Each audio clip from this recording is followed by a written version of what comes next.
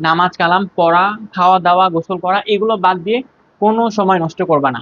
অনেকেই আসো movie ফ্রিক্স, TV series দেখো সারাদিন, এই সময়টাতে বন্ধ করো। তো আমার কথা বলি, তোমাকে আমি যখন মেডিকেল অ্যাডমিশন টেস্টের জন্য প্রিপারেশন নেই, তো আমি অনেক ড্রামা, টিভি সিরিজ, মুভি দেখতাম।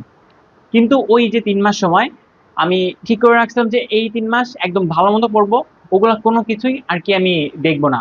এবং লিস্ট করে রাখছিলাম যে মেডিকেলে চান্স পাওয়ার পরে এই এই জিনিসগুলো দেখবো।